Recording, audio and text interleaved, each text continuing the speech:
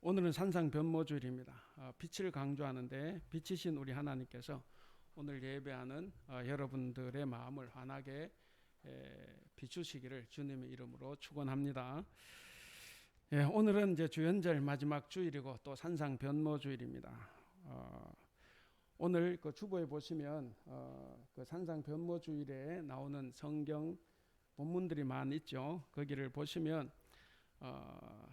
전부 다 이 빛을 강조를 하고 있습니다. 특별히 오늘 그 복음서 누가복음을 보시면 누가복음의 내용에서는 변화산에서 예수님께서 거룩한 영광의 빛을 입으셨던 그 사건을 기록을 하면서 우리에게 기억을 하도록 합니다. 한편으로는 이제 주현절이 다 지나가서 오늘 이제 8번째 주일인데 주현절이 다 지나고 이제 3월 2일 이번 주 수요일부터는 성회 수요일이라 그래서 사순절이 시작이 됩니다. 그래서 영광의 빛이 있는 이 날을 즐거워서 이 흰색으로 오늘 바꾸었습니다. 그리고 수요일부터는 다시 보라색으로 바꿔지는데, 그러니까 이 즐겁고 기쁜 날이지만 또 사순절이라고 하는 또 고난을 우리는 또 염두에 둬야 됩니다. 그러니까 영광에서 고난으로 넘어가는 지점, 이 지점이 이제 오늘 산상변모주일입니다. 따라서 이렇게 주현절과 사순절기 사이에 있는 이 산상변모주일은 주현절을 다 잘 정리를 하고 다가오는 사순절을 우리가 어떻게 지내야 하는가 하는 것을 우리가 여러 가지로 고민을 해봐야 됩니다. 그래서 오늘 우리가 읽은 본문은 바로 그 고민이 담겨 있는 본문입니다. 그래서 오늘 말씀에서 하나님께서 원하시는 뜻, 우리가 어떤 고민을 하면서 살아가야 되는가 하는 것을 발견할 수 있기를 바랍니다. 자, 아까 말씀드린 대로 주보에 나온 대로 모든 성서 일과에 다 등장하는 사람은 모세입니다. 그리고 빛을 가지고 있다. 그래서 빛과 연결이 되어 있습니다. 특별히 오늘 우리가 이제 본문으로 삼은 고린도후서는 변화산에서 나타났던 사람 가운데 모세라는 사람이 있었지 않습니까? 그래서 오늘 본문은 모세 이야기입니다.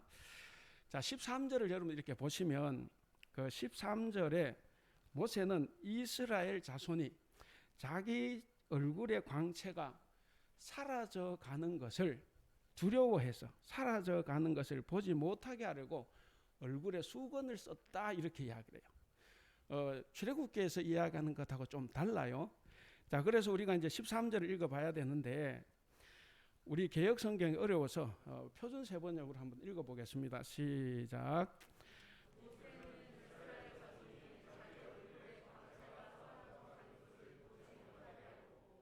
그 얼굴에 너울을 썼지만 그와 같은 일은 우리는 하지 않습니다.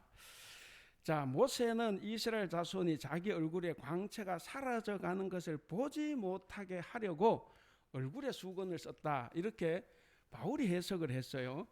근데 우리가 이제 출애굽기 34장을 보면 그렇지 않죠. 거기서는 모세가 이제 시내산에서 두 번째 계명을 받아서 내려옵니다. 내려올 때 그 얼굴에 빛이 너무 많아서 사람들이 모세 가까이 오는 것을 두려워했습니다.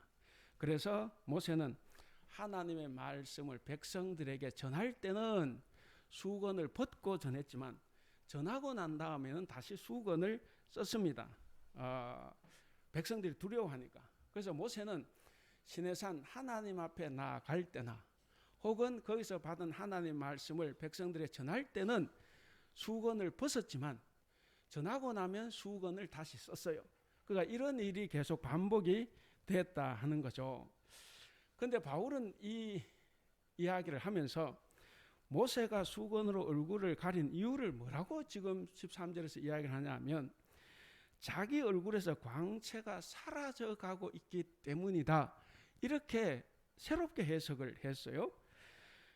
그러니까 백성들이 그 빛을 보고 두려워해서 두려워하지 않게 하려고 얼굴을 가린 것이 아니라 시간이 지나면서 그 빛이 점점 사라져가기 때문에 백성들로 하여금 그 사실을 알지 못하게 하려고, 그러니까 자기 말의 권위가 떨어지는 것을 방지하기 위해서 얼굴을 가렸다, 이렇게 이제 해석을 했습니다.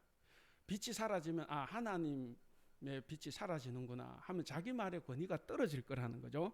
그래서 이제 얼굴을 가렸다, 이렇게 바울은 해석을 했습니다.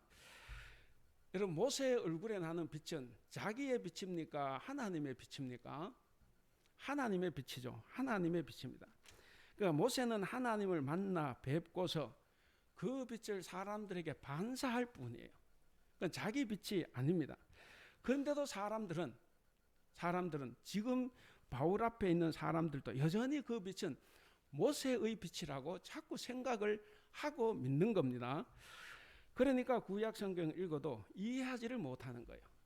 다시 말씀드리면 14절에 보면 오늘까지도 구약을 읽을 때 그 수건이 벗겨지지 아니하고 있다라고 했는데, 그것은 뭐냐면 이 이스라엘 백성들은, 또 당시의 사람들은 구약 성경이 그 자체로 완전하다, 혹은 율법을 잘 지키면 율법으로서만 해도 구원을 받을 수 있다, 이렇게 이제 생각을 한다는 거죠.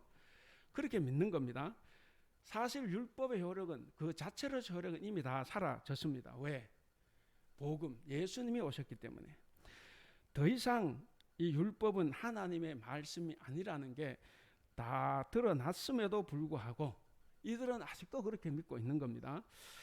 자, 이제는 예수 그리스도께서 세상에 오셨어요. 이 땅에 오셨기 때문에 율법은 예수 그리스도의 빛을 받아서 반사할 때만 그 율법이 완성이 되는 겁니다.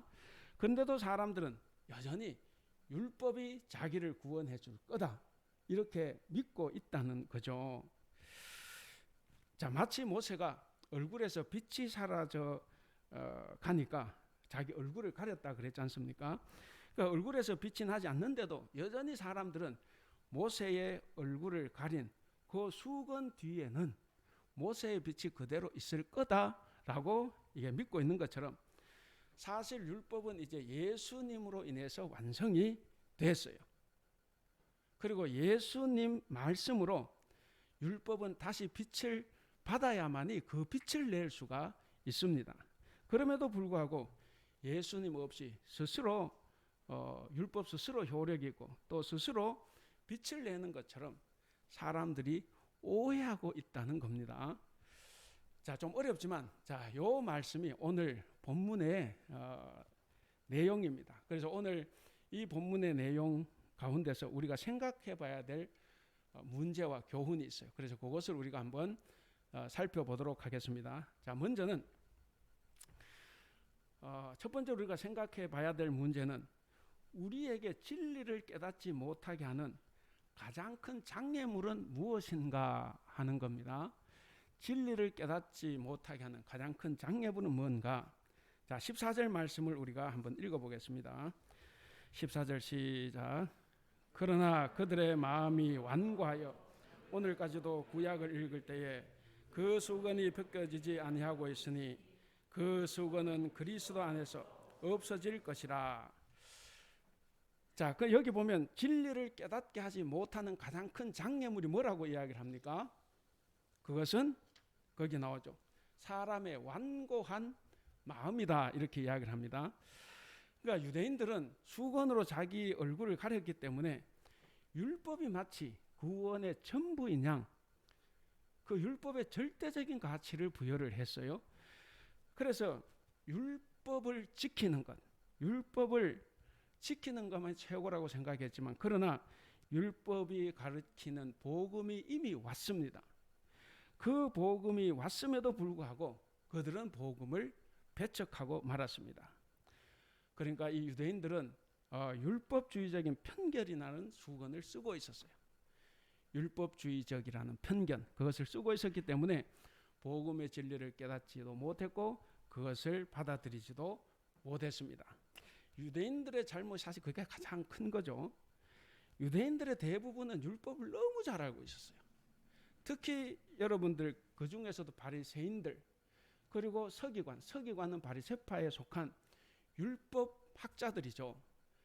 이 율법의 전문가들입니다. 그 율법의 전문가들은 율법을 너무 잘 알고 있었어요. 그런데도 그들은 예수 그리스도와 그의 복음을 배척했습니다. 여러분 그 탄생 이야기를 보면 동방 박사들이 헤롯 왕궁으로 찾아가죠. 헤롯 왕궁에 찾아가 헤롯 보고 유대인의 왕으로 태어나실 분이 어디에서 태어났냐 물었을 때 어떻게 돼요? 바로 헤롯 왕이 서기관을 부르죠. 율법학자들 불렀습니다. 어디냐 그랬더니 바로 튀어나왔어요. 유대 베들레헴입니다. 그 결과는 어떻게 됐어요? 그들이 그럼 서기관들이라도 유대 베들레헴에 가서 예수님을 경배했습니까? 아니죠. 죽여버리죠. 그래서 2살 이하의 남아들이 그러니까 유아 학살이라는 아주 참극을 빚었는데, 그러니까 율법을 너무 잘 알고 있었습니다. 그런데도 그들은 예수님을 배척했습니다. 그게 난센스죠. 아니 율법에 통달한 자들, 정말 율법에 통달했다고 하면 어찌 그들이 하나님의 아들을 믿지 않을 수가 있겠습니까? 어찌 그 사람들이 하나님의 아들을 죽일 수가 있었겠냐 하는 거예요. 메시아의 가르침을 저버리고 율법만을 그렇게 쫓아다닐 수 있을까? 바울은 이 일의 원인을 어디에서 찾았습니까? 방금 읽어보신 대로 완고한 마음, 그들의 완고한 마음에서 찾았습니다. 그러니까 유대인들의 마음이 율법주의적인 편견에 사로잡혀서 마음이 완전히 굳어졌다 하는 거예요. 그들은 자신들의 전통이 옳다고 주장을 했습니다. 하나님보다 자신의 신념이 더 중요했어요. 간혹 말씀드렸지만 우리의 믿음 생활에는 신앙과 신념 두 가지가 있지 않습니까? 신앙은 위로부터 오는 거예요. 그래서 하나님부터 생기는 거기 때문에 내가 틀렸다고 하면 하루에 12번도 더 변화가 돼야 됩니다. 근데 신념은 나로부터 생기는 거예요. 아래로부터 생기는 겁니다. 이 신념은 절대로 바뀌지 않아요. 그래서 하나님이 바꾸라고 하는데도 안 바꿔요. 그게 요나지 않습니까? 그게 이스라엘 백성이에요. 따라서 그들에게는 하나님보다 율법을 지키는 행위가 훨씬 더 중요한 것이 되고 말았습니다. 이 영적 무지죠. 이런 영적 무지에 빠진 그들의 마음을 우리는 다른 말로 교만한 마음이라고 할 수가 있습니다. 그러니까 이 유대인들, 특별히 바리새인들, 서기관들은 눈을 뜨자마자 시작을 해서 잠자리에 들 때까지 율법의 전통을 지키는 자신들을 정말 대단한 신앙의 소유자라고 자부했습니다. 그래서 자기들은 스스로 영적으로 부유한 채 했습니다. 그리고 스스로 의인인 채 했어요. 자기들이 아닌 다른 사람들은 다 죄인으로 낙인을 찍을 만큼 그들의 의는 대단하다고 여겼습니다. 그렇기 때문에 그들은 정작 예수 그리스도께서 오셨을 때 거부하고 말았습니다. 그 완고한 마음이 사람들 사이에서도 교만은 결코 이롭지 않습니다. 하물며 우리가 하나님 앞에서 우리가 창조주보다 내 신념이 더 옳다, 내 주장이 더 옳다고 생각하면 더 이상 무슨 말을 할 수가 있겠습니까? 그런 사람은 절대로 하나님 뜻을 알 수가 없습니다. 자기 생각이 옳고 하나님이 틀렸다고 하는 사람에게 우리가 무슨 말을 어찌 더 할 수 있을까? 그래서 교만이라는 것, 이 완고한 마음이라는 것은 주님 앞으로 나아가는데 결정적으로 혹은 가장 큰 장애물이다 하는 겁니다. 내 주장, 내 생각, 내 신념을 내려놓는 것이 성도의 기본 자세라는 것을 우리는 꼭 기억을 해야 됩니다. 그리고 두 번째입니다. 두 번째로 우리가 생각해 봐야 될 문제는 시대를 초월해서 사람에게는 오해와 편견의 수건이 있을 수 있다 하는 것입니다. 자, 유대인들을 진리에 이르지 못하게 한 게 뭐였습니까? 완고한 마음이었어요. 그런데 이 완고한 마음은 바울 당시에 그 사람들에게도 있었습니다. 당시 그 사람들은 예수 그리스도를 직접 본 사람도 그 중에 있고, 그리고 보지는 못했을지라도 남을 통해서 주님에 대한 설명을 들을 수 있고 또 원하면 언제든지 생생하게 들을 수 있습니다. 그런데 그렇게 생생하게 보거나 듣고도 어떻게 주님을 그렇게 모를까? 하나님의 아들 메시아가 베들레헴 태어났다는 걸 알면서 죽이려고 하고 결국에는 십자가에서 죽여버렸지 않습니까? 어떻게 그럴 수가 있느냐? 왜 그렇겠습니까? 그들에게 정말로 주님에 대한 증거가 부족해서 진리를 거부하게 만들었겠습니까? 절대로 아니에요. 오히려 그것이 아니라 그 거부한 이유는 그들의 완고한 마음에 있었습니다. 완고하다가 뭡니까? 이 완고하다는 것은 마음이 이미 굳어져서 자기가 생각하지 않는 것은 어떤 사실도 받아들이지 않는다. 이것이 이제 완고하다는 것입니다. 그러니까 비진리를 진리라고 믿어요. 진리를 말해줘도 그것을 거부합니다. 진리를 말하고 가르쳐 줬는데도 그것을 비진리라고 외칩니다. 그들의 굳어진 마음이 그들을 오해와 편견에 사로잡히게 한 겁니다. 그러면 오해와 편견은 또 뭐겠습니까? 오해와 편견은 자기가 확신하는 것은 절대로 굽히지 않는 것. 어떤 것이 와도 굽히지 않는 거죠. 내가 믿는 것이 다 진리다라고 생각하는 것. 내가 믿고 있는 것이 다 옳다라고 생각하는 것이 결국 오해와 편견이라는 겁니다. 여러분, 마음이 완고해지고 굳어지면 결국 자신만이 옳다고 주장을 합니다. 주님을 거부한 유대인들이 자신의 신앙에 대해서 확신이 없었겠습니까? 아니에요. 누구보다도 확신이 있었습니다. 정말 어느 누구도 따라올 수 없는 강한 확신을 유대인들, 바리새인들은 가지고 있었어요. 그러나 그들은 그것이 오해였고 편견이었다는 것을 알지를 못했습니다. 꿈에도 생각하지 못한 거죠.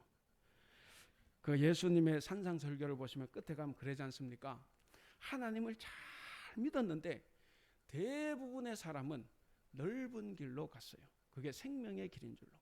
끝에 어떻게 됐습니까? 멸망의 길이에요.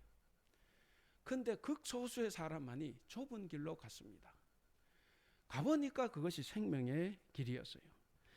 여러분, 우리가 마지막 날에 이런 일을 겪는다고 하면 얼마나 황당하고 비참하겠습니까? 자신의 지식과 신념을 하나님보다 더 신뢰했습니다.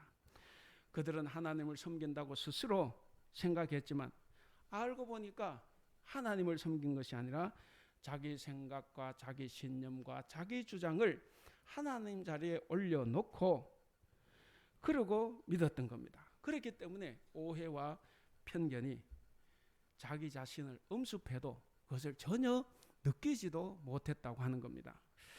사랑하는 성도 여러분, 우리도 이런 함정에, 이런 위험에 빠질 수가 있습니다. 오늘날은 더더욱 그럴 확률이 훨씬 더 높아요. 여러분, 가짜 뉴스가 얼마나 많은지 몰라요. 언론이 보도하면 다 사실입니까? 사실이어도 진실은 아닐 수가 있어요. 그래서 우리가 뭘 보고 말한다? 그걸 어떻게 믿을 수가 있어요? 전부 다 거짓말 같아. 그래서 함부로 믿을 게 못 돼요. 이렇게 말한 저도 또 어떤 것도 믿을 거라고. 인간의 한계이긴 하지만 우린 정말 조심해야 됩니다. 오늘날은 거짓된 가르침 혹은 가짜 뉴스가 난무합니다. 사회는 복잡해졌어요. 진리를 왜곡하고 거부할 수 있는 확률이 훨씬 더 높아져 있습니다. 그래서 따져놓고 보면 이 수건의 두께가 훨씬 더 두꺼워졌다는 거죠. 훨씬 더 두꺼워졌고 훨씬 더 넓어졌어요. 그래서 이제는 우리의 얼굴만 가리는 것이 아니라 우리 온몸을 가리고 있습니다. 나도 모르게 오해와 편견, 이것이 우리의 마음을 덮고 있습니다. 그러므로 우리는 우리 자신을 잘 돌아봐야 합니다. 내 생각, 내 신념, 내 주장, 내 믿음, 내 신앙이 중요한 게 아니에요. 그것이 중요한 것이 아니라 주님의 생각, 주님의 말씀이 중요한 거예요. 제가 아까도 말씀드렸지만 투표 누구를 찍든 관계가 없어요. 그런데 내 생각대로 찍지 말고 하나님의 생각, 신앙적인 관점으로 정말 누가 돼야 하나님 뜻을 실천할 수 있을까? 그렇게 찍으면 그건 다 만점입니다. 여러분, 우리는 정말 내 생각을 내려놓고 주님의 말씀을 앞서야 합니다. 그래야 우리가 오해와 편견의 수건으로부터 우리의 마음을 지킬 수가 있습니다. 오해와 편견의 수건으로 우리의 마음을 가리지 아니하고 진리에 바로 서서 바른 신앙의 길을 우리가 걸어갈 수 있습니다. 자, 이제 마지막으로 우리가 생각해 봐야 될 문제는 그럼 어떻게 해야 우리 얼굴을 가린 수건을 벗을 수 있느냐 하는 것입니다. 자, 우리가 이제 돌아보면 한때는 진리라고 생각했던 게 있어요. 근데 돌아놓고 보면 그게 진리가 아니고 가짜였다는 거죠. 한때는 사람에게 정말 유익했습니다. 한때는 사람에게 정말 힘이 됐고 위로가 됐어요. 정말 사람을 위해서 일하는 것처럼 보였습니다. 근데 어느 순간부터 그것이 기능을 잃어버리고 오히려 사람들을 억압하고 사람들의 침이 되는 것이 있는 거예요. 그런데도 그것을 보고 알면서도 거기서 벗어나지를 못하는 겁니다. 사람들은 여전히 그게 유익하고 효력이 있는 것처럼 생각하고 그것을 떠받들고 지키려고 무척이나 애를 쓰는 것을 봅니다. 여러분, 우리가 진리라고 생각해온 것들, 우리가 정의라고 믿어온 것들의 진짜 모습은 이 수건으로 덮어버리고 무조건 그게 옳다고 우기면서 살아온 겁니다. 재물이라는 것도 마찬가지입니다. 돈은 당연히 악한 것이 아니죠. 돈은 악한 것이 아니고 정말 우리 인간에게 필요한 것입니다. 근데 여러분, 그 돈 때문에 얼마나 추악한 일들이 많이 일어납니까? 돈 때문에 살인도 일어나고 돈 때문에 전쟁이 일어나는 겁니다. 돈 때문에 양심을 팔고 진실을 왜곡하는 일들이 비일비재합니다. 그런데 우리는 대개 그런 부정적인 부분은 다 수건으로 덮어버리고 그냥 돈이 좋다고만 말합니다. 돈이 우리를 포로로 만들고 우리를 억압하고 구속하는 것은 애써 외면하면서 그저 돈이 좋다는 것만 이야기를 합니다. 그래서 바울이 이걸 가리켜서 뭐라고 하냐면 15절입니다. 15절 한번 읽어볼까요? 15절 시작. 오늘까지 모세의 글을 읽을 때에 수건이 그 마음을 덮었도다. 예, 오늘날까지도 그들은 모세의 글을 읽을 때 그 마음에 너울이 덮여 있습니다. 다 밝혀졌는데 율법이 완전한 것이 아니다. 다 밝혀졌음에도 불구하고 여전히 그것을 붙들고 있는 겁니다. 그 마음의 수건이 여전히 덮여 있는 거예요. 사실은 수건이 덮여 있는 것은 우리의 마음이죠. 우리의 마음입니다. 사실 우리만 빼고 어떤 때는 나만 빼고 저것이 거짓말인 거 다 알아요. 근데 나만 모르고 있다는 거죠. 그만큼 믿고 싶은 게 있는 거예요. 그 믿음을 놓지 않고 싶은 겁니다. 어쩌면은 지금 우리가 알고 있는 것 가운데서도 많은 것들이 그런 식으로 우리를 속이고 있는지도 모릅니다. 자, 그런데 어떻게 하면 그 수건을 벗을 수 있을까? 어떻게 하면 수건을 벗을 수 있습니까? 16절 같이 한번 읽어보겠습니다. 16절 시작. 그러나 언제든지 주께로 돌아가면 그 수건이 벗겨지리라. 예, 언제든지 주님께로 돌아가면 그 수건이 벗겨진다. 그러니까 진리이신 주님께로 돌아가야만 거짓과 가짜가 드러나는 거예요. 지금까지 우리가 진리라고 믿었던 것, 그것은 틀림없는 사실이라고 믿었던 것들이 가진 가짜 모습을 볼 수 있다는 겁니다. 어떨 때? 주님 앞으로 돌아갈 때 진리신 주님 앞에서 모든 것은 그 정체를 다 드러냅니다.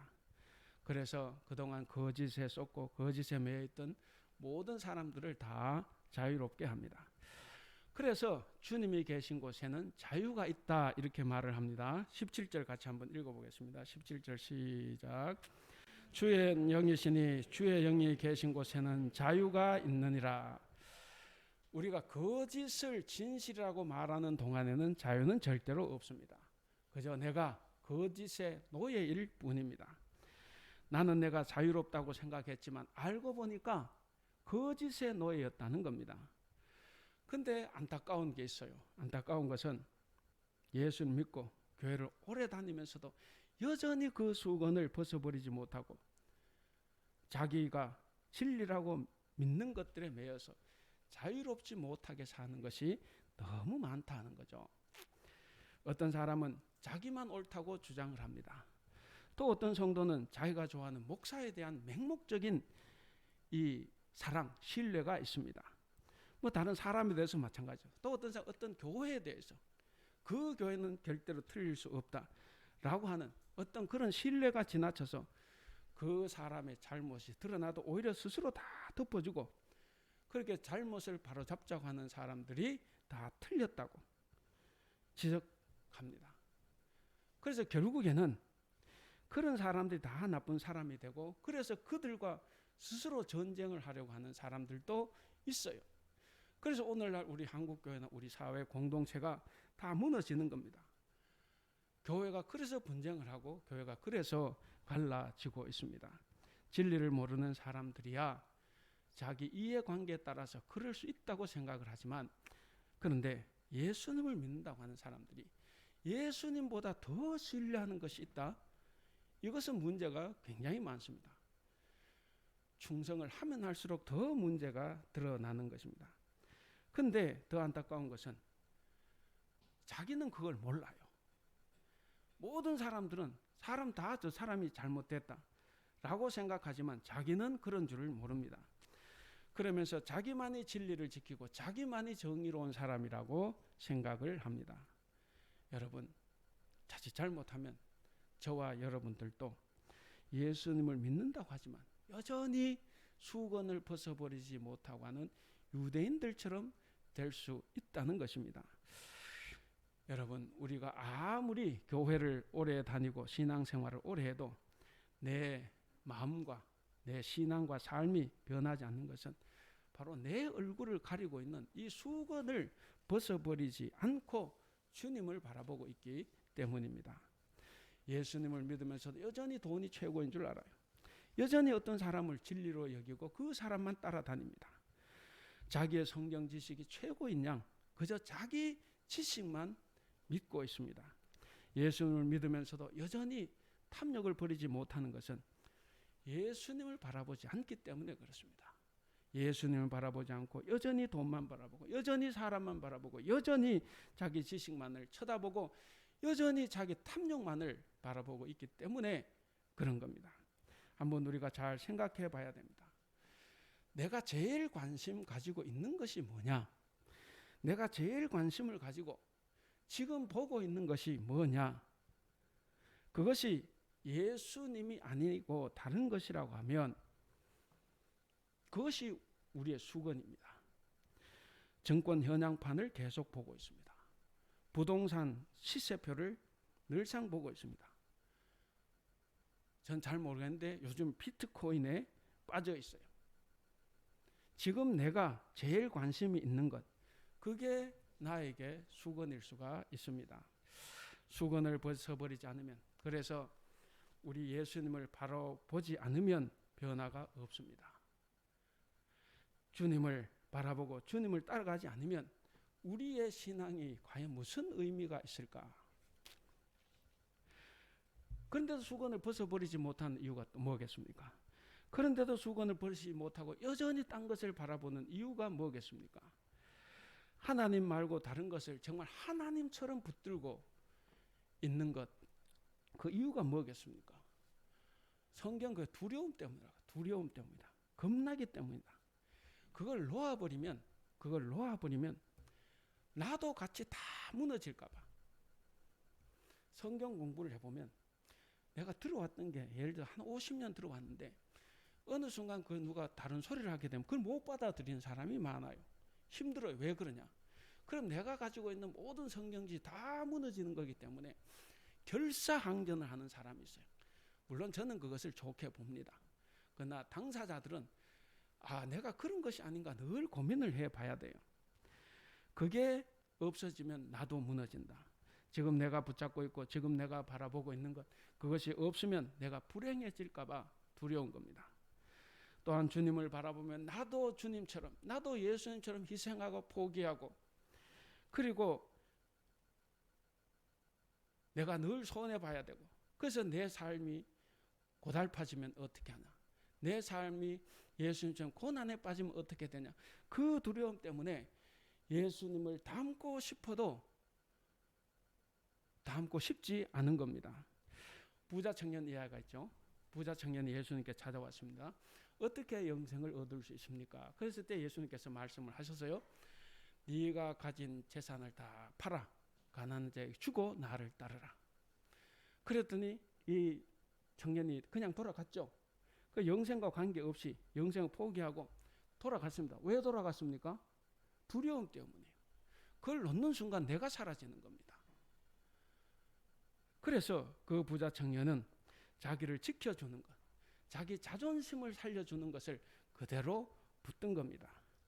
아무것도 아닌 것이 되어서 주님을 따라가는 것은 그만큼 두려운 거예요. 이렇게 확신에 차게 말씀드리면 저도 마찬가지예요. 우리는 그 두려움에서 벗어날 수가 없어요. 사랑하는 성도 여러분, 우리가 그렇게 주님을 보지 않고 다른 것을 보고 있는 이유는 뭘까? 그것은 결국 우리가 예수님을 바라보는 것이 아니라 신앙생활을 하면서도 나 자신만을 바라보고 있다는 거죠.